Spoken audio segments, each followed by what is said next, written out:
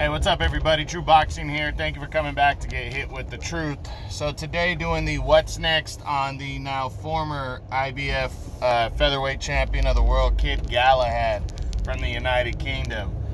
Galahad suffered a devastating 6th round knockout loss to veteran Kiko Martinez when they competed a couple weeks ago. I believe it was November 13th. When they fought, and yeah, it was a bad one. He was dominating the fight. The first 4.5 to 5 rounds, he was dominating. And then the end of the 5th round, he got caught with a wicked overhand right that hurt him badly. His corner probably shouldn't have let him go back out for the 6th round. They did, and he got caught with a identical overhand right that put him down and out. And that was it. And he lost his title. Now, he did miss weight initially for the fight, and then he was given an hour or so to come back and make weight, and he did that. But, you know, there was a lot of people on the DAZN telecast. Tony Bellew was saying that, you know, that Galahad was having trouble making weight. So, you know, like, and it was obvious because he missed the weight. So, you know, the big question now is what's next for Kid Galahad following that devastating loss? Does he return, try to get redemption on Kiko Martinez, try to go after his world title, you know, regain it, or does he let it go and move up to 130 pounds? The Galahad camp really hasn't said much since the loss. I think Galahad's just trying to regroup right now. It was only the 2nd loss of his career, and the first one was that tough split decision loss he had to Josh Warrington back in, I believe it was 2019 when he lost that fight. Excuse me one second.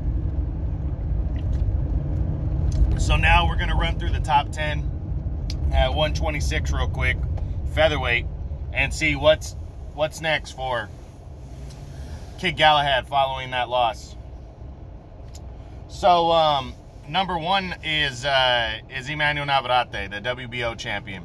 Not likely to happen. I don't think Bob Arum's gonna want to cross the street on a guy that just lost. Navarrete fights with ESPN and Top Rank, and I heard he's actually linked to moving up to 130 himself and challenging Oscar Valdez if the fight with Valdez and Stevenson can't be made. So, not likely that we're going to see Galahad and Navarrete shot. I'd say very little chance of that. Number 2 is Mauricio Lara. Well, Lara still wants to fight Josh Warrington in a 3rd fight. Their 2nd fight ended on a no contest. I know that's still being discussed. And as of right now, Galahad coming out that loss, does he really want to go in against a power punching Mexican like Lara and risk it? I highly doubt that fight happens.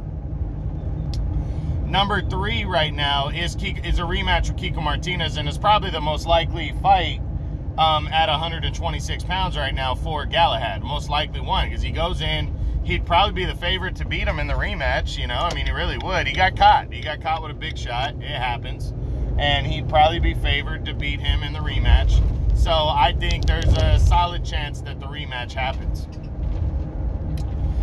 Number 4 is a rematch with Josh Warrington. Well, Warrington, as I said, he didn't want to fight Galahad to begin with. He gave up his title to not fight Galahad, and now he's either going to stay busy against somebody else or he's going to return for a 3rd fight with Lara.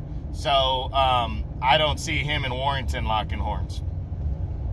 Number 5 for me is Galahad right now. Number 6 is Lee Wood from the United Kingdom.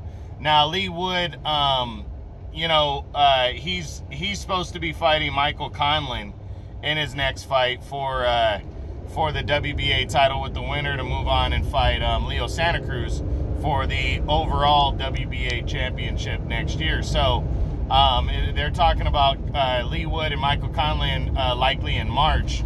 So there's really no room right now for Lee Wood and Galahad to lock horns, and it really doesn't make sense since Galahad doesn't hold the belt anymore anyways. Number 7 is